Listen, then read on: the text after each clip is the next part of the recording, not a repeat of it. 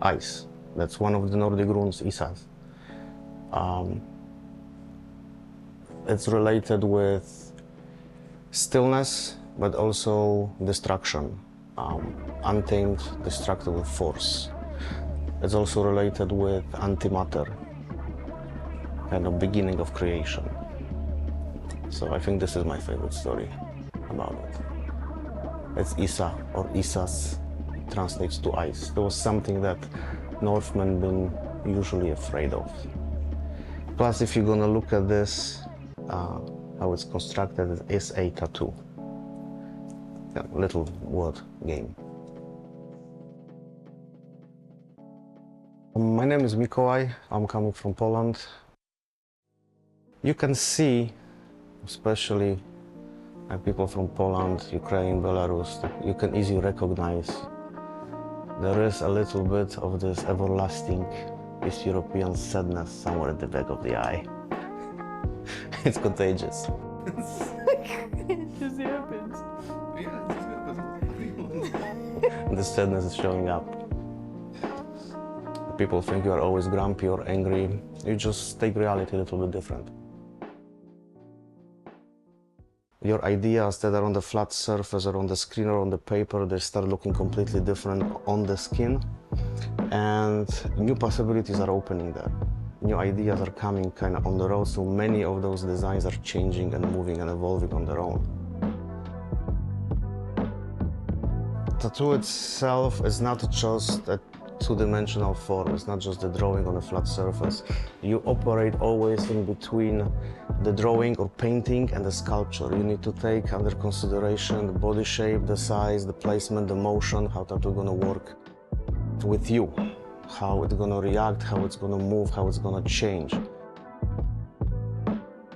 It just started as the top piece of my arm, and then we didn't really have, we may have had like a loose plan for the bottom half, but kind of just been taking it one section at a time and then coming back to it and rediscussing and just kind of figuring out where we want to go with it. So yeah, that comes a little bit with having a not orthodox or standard approach to a tattoo. And you start working on a little bit more abstract, out-of-the-box design. Often we start with some idea and we finish in completely different place that was completely unexpected and not planned at all. And this is actually the great thing. Especially if you have open enough person that say, I actually like this direction more. And often it's that.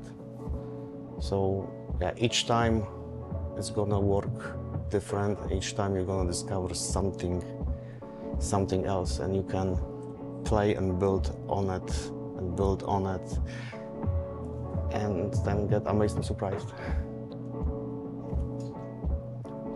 Yeah. So the piece we're working on right now, it definitely has those biomechanic influences. I feel like it came about when we were working on my back.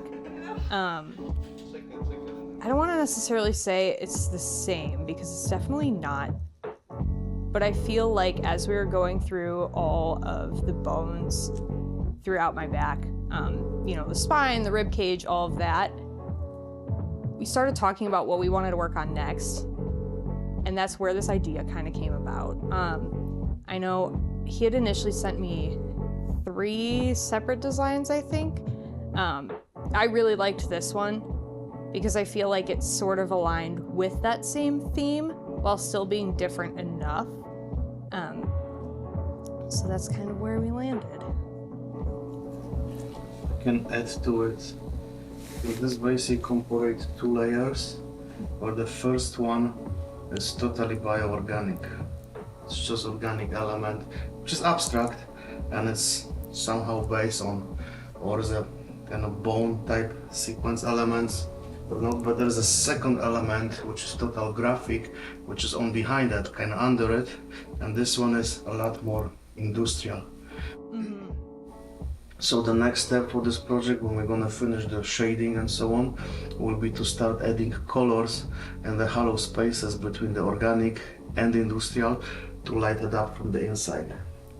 So we're gonna have a lot of we're gonna probably go into blue tone with that, and we're gonna kind of try to do some alien stuff here.